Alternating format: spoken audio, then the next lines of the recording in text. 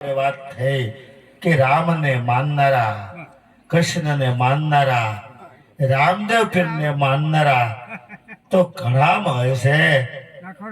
માત પિતાને માનનારા ઘણા મળે છે, દેવ દેવીને માનનારા મળે છે, પણ રામનું માનનારા, કૃષ્ણનું માનનારા, દેવ દેવીને માનનારા અને સદગુરુનું માનનારા કોક કોક વિરલા હોય છે. તો ધન્ય છે ભારતની ભૂમિને કે જેમાં આવા સંતો પ્રગટ થયા. જરા વિચાર કરો કે ભૂતકાળમાં ઘણા સંતો પ્રગટ થયા, હાલ વર્તમાનમાં સંતો પ્રગટ છે અને જ્યાં સુધી આ ધરતી નવલખ તારા રહેશે ત્યાં સુધી આ સંતોને દિવ્યતા રહેવાની છે. માટે કહેવાયું છે કે સંત બીજ પલટે નહીં, જાય જુગ અનંત, ઉસને ઘરે અવતરે આખર સંતના સંત. સંત કોને કહેવાય કે શાંતિ ભમાડે એને સંત કહે. એના દાસના દાસ થઈને રહીએ. જેના સાનિધ્યમાં જઈએ તો ત્રિવિધિના તાપ મટી જાય, આદિ વ્યાધિ ઉપાધિ મટી જાય, તન મન ધન નું દુઃખ મટી જાય. એટલા માટે કહેવાયું છે કે રામ નામ કી ઔષધિ ખરી નીતિ સે ખાય, અંગ પીડા આવે નહીં મહા રોગ મટી જાય.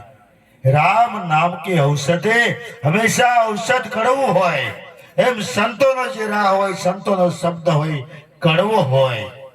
રામ નામ કી ઔષધિ ખરી નીતિ સે ખાય. નીતિને ધર્મ કહેવાય છે. જો જીવનમાં નીતિ આવી જાય તો પતન થાય, પણ જીવનમાં નીતિ પ્રગટ થાય તો આપણો વિજય થાય. માટે રામ નામ કી ઔષધિ ખરી નીતિ સે ખાય, અંગ પીડા આવે નહીં મહા રોગ મટી જાય.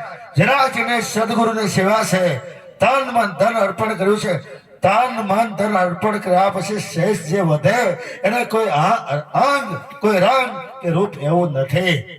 માટે એ તમારું સ્વરૂપ છે.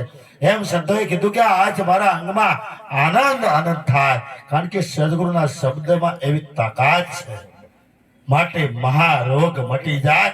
બીજા રોગ તો ઓપરેશન કરવાથી મટી જાય, શરીરના રોગ દવાખાને જાય તે મટી જાય, પણ જન્મ મરણનો જે મહારોગ છે એ સદગુરુના સાનિધ્ય, જે સદગુરુનું સાનિધ્ય છે તો એ રોગ મટે છે. માટે આજે સદગુરુનો શબ્દ અખિલ વિશ્વને લાગુ પડે છે. હદને ન લાગુ પડે, સીમાને ન લાગુ પડે, કોઈ કોમને ન લાગુ પડે, કોઈ સંપ્રદાયને ન લાગુ પડે. સંતનો શબ્દ છે એ અસીમ હોય છે, સંતનો શબ્દ અનહદ હોય છે, સંતનો શબ્દ વ્યાપક હોય છે. એટલા માટે કહેવાયું છે કે વિશ્વ આત્મા અખંડ સ્વરૂપ, ખેંચાતાણી ન કરો ભાઈ, એ જ્ઞાની પુરુષની સમદ્રષ્ટિ. સમદ્રષ્ટિ કોને થાય છે કે જેને જેને દરેક ઘાટમાં ઘાટ ટૂંકના દર્શન થતા હોય એને સમદ્રષ્ટિ થઈ છે. એમ કહેવાય કે સોય સાંભળેલું સરખું. કેવી રીતે સરખું? સો સાંભળે ભેદને ખાંડ્યો તોય આખો આખો. સો સાંભળે ભેદને ખાંડ્યો તોય આખો આખો. અરે સોય સાંભળે ભેદને ખાંડ્યો. જેને દિવ્ય દ્રષ્ટિ મળી છે એને ધન્ય છે. સોય સાંભળેલું સરખું થશે, પણ અખિલ વિશ્વમાં ક્યારે સરખું થશે કે જેને સદગુરુને પ્રગટ પરમાત્મા માન્યા છે એને સરખું થશે. માટે ધન્ય છે ભારતની ધરાને. અખિલ વિશ્વમાં જે ધારાના સંતો હોય એને લાખો વાર સલામ છે. જે પૂર્ણતા એ પોગાડે, જે સંપ્રદાયનો વારો મિટાવે, જે ધર્મનો વારો મિટાવે, એવા સંતો ભારતમાં હાલ વિલચર્યા છે. અને એવા સંતો આજ આ સભામાં બિરાજમાન છે. ખાસ કરીને જયદેવ મહારાજ. આજ મારે ગુરુની દયાથી કહેવું છે કે વિજાપુરના જયદેવ બાપુ જેને વિદેશમાં ડંકો વગાડ્યો, એવા જ બીજા જયદેવ મહારાજ એટલે કે જયદેવ બાપુને ધન્ય છે. તો એના મુખે જે સંતવાણી રજૂ થાય, એના મુખે જે સત્સંગ રજૂ થાય, માટે તાલને મૂકીને શબ્દનો તોલ કરજો, રાગને મૂકી અને વિરાગ કહેજો. માટે કહેવાયું છે કે રમતો જોગી ક્યાંથી આવ્યો, આવી મારી નગરીમાં અલખ જગાયો, હું તો વેરાગણ બની. આવી વેરાગણ ની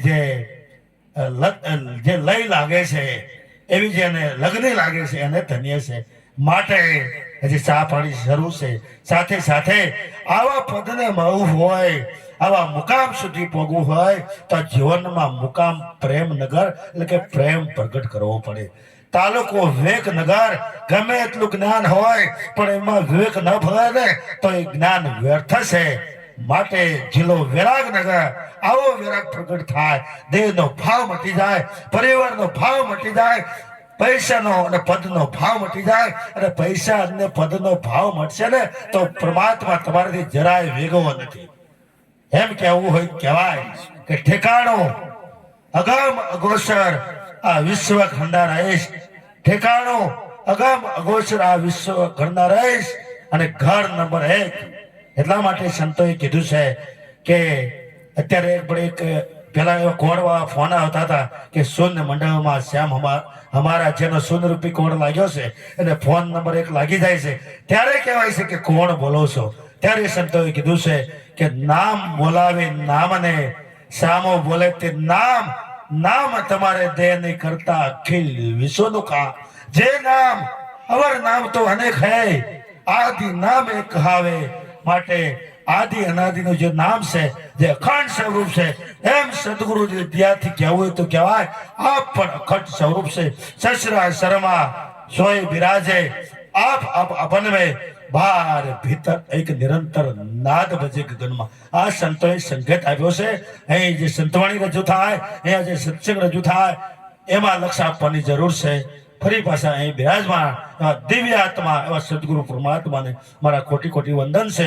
બોલો સદગુરુ મહારાજની જય. હવે